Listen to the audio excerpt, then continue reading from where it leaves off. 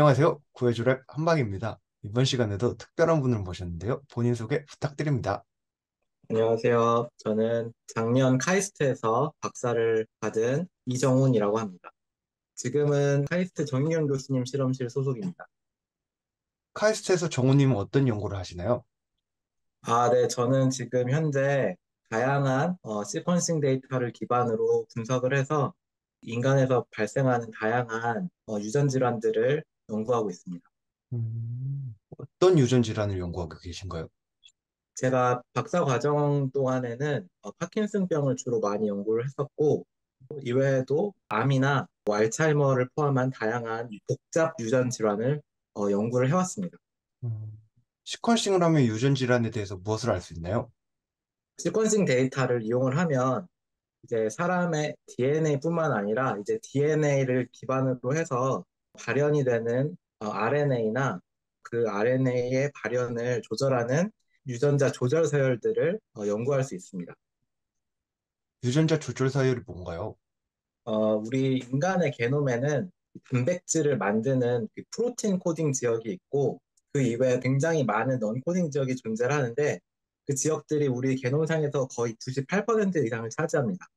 그렇기 때문에 이 지역들이 어떻게 유전자 발현들을 조절하는지를 연구하는 것이 굉장히 중요한데 3차원적인 구조뿐만 아니라 여러 가지 게놈상의 그 정보들을 저희가 얻을 수 있는 다양한 기법들이 만들어져서 그런 방법들을 활용을 해서 연구를 진행하고 있습니다.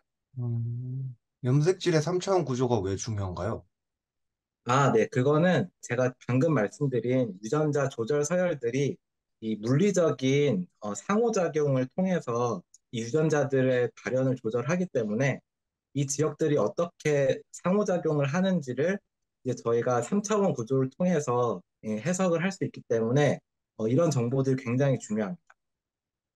조금 더 구체적으로 이야기해 주실 수 있나요?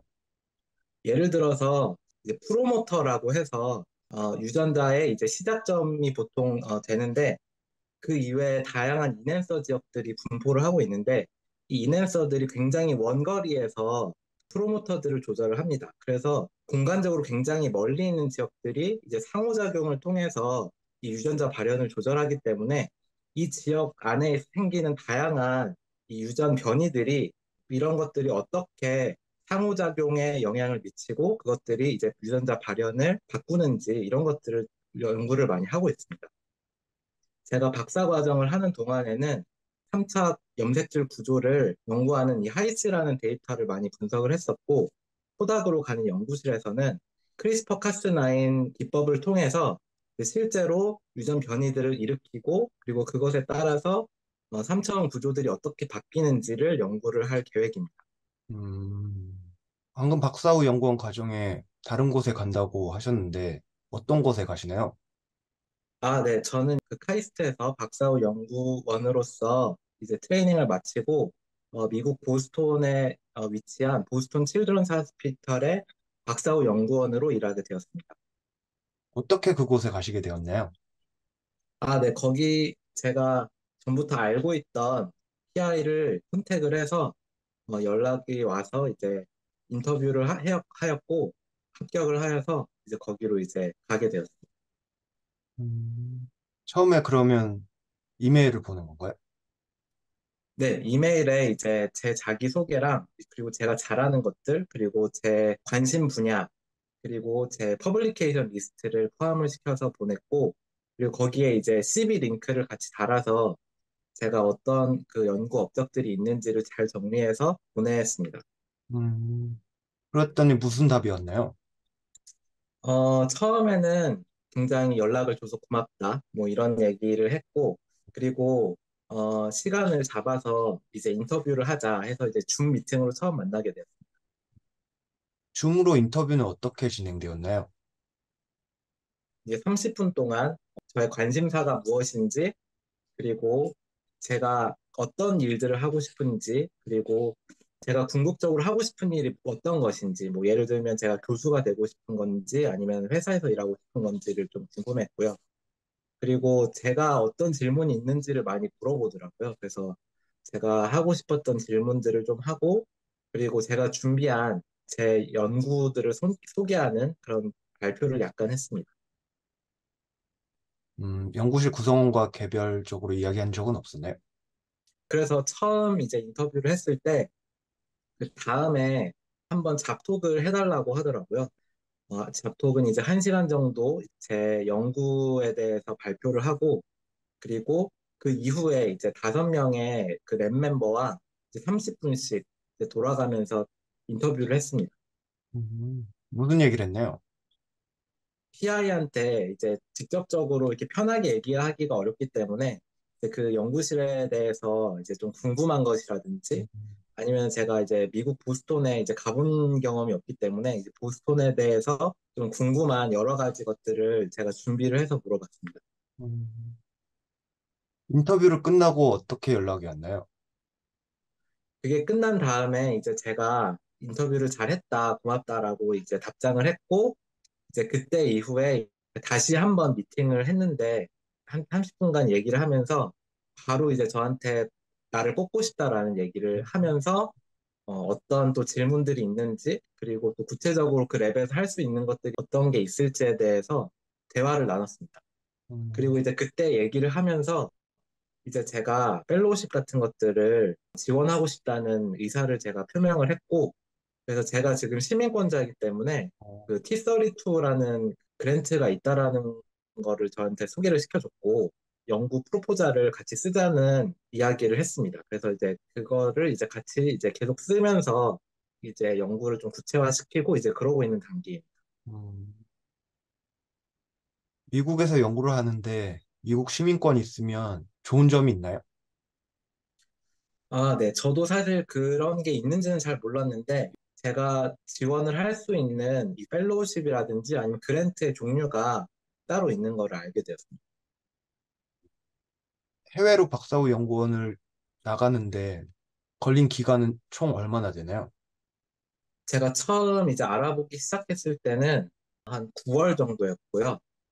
그렇게 해서 이제 2월에 가기로 했으니까요. 총 한 4, 5개월 정도 걸렸던 것 음, 같습니다. 미국에 가서 연구를 하시는 건 이번이 처음이시죠? 네. 미국에서 연구를 하는 건 처음입니다. 음, 그와 관련하여 걱정되는 부분은 없나요? 사실 제가 아주 생소한 연구실로 가는 것은 아닙니다. 하지만 보스톤에서 이제 물가가 굉장히 비싸고 그렇기 때문에 이제 제가 받는 샐러리에 비해서 지출이 많지 않을까 약간 이런 걱정을 많이 하는 편입니다. 음, 어떤 부분에서 지출이 걱정되시나요?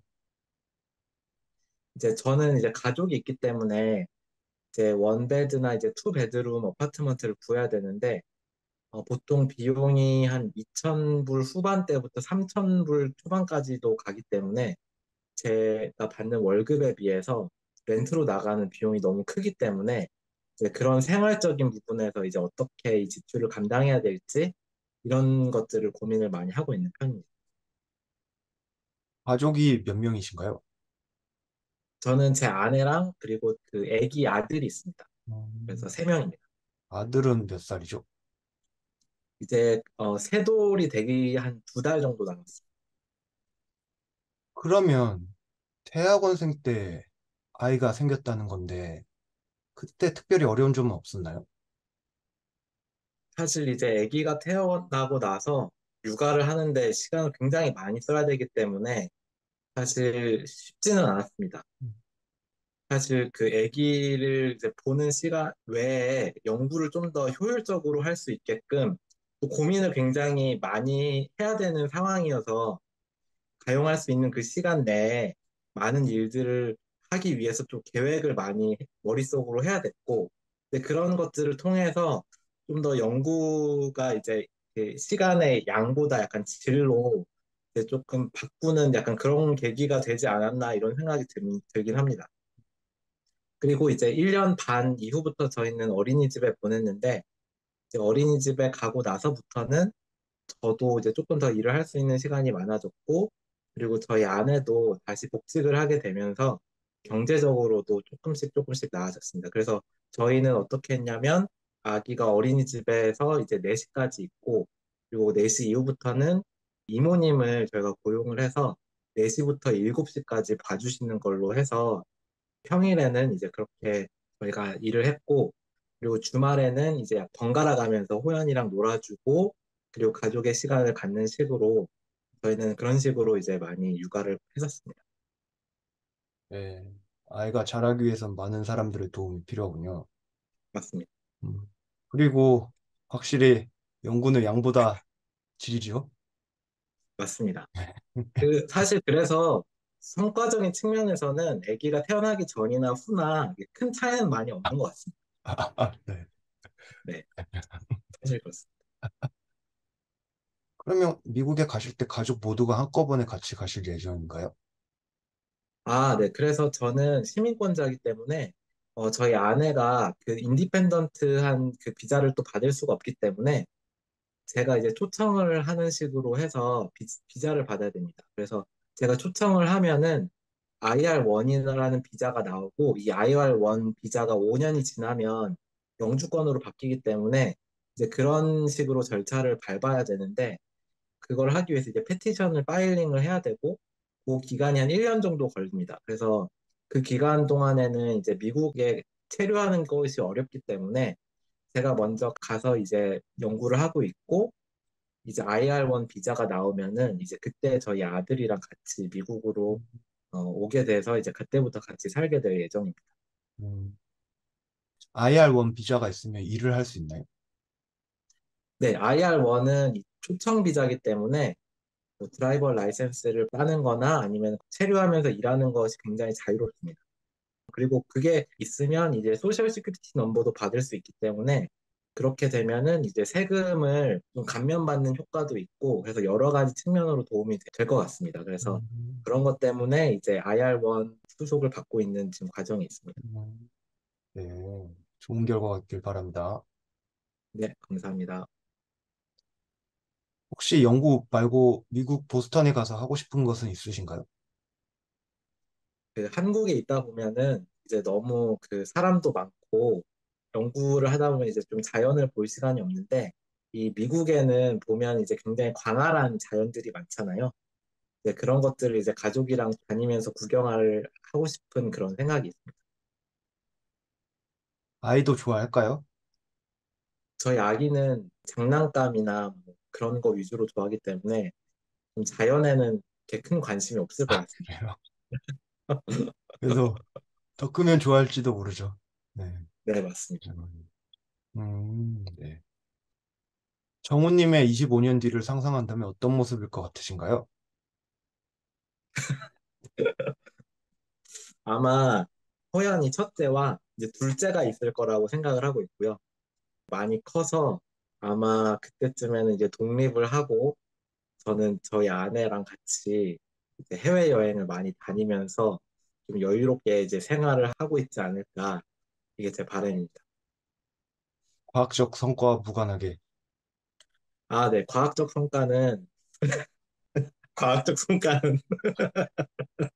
그때 돼서 네이처가 필요하겠습니까? 그래요.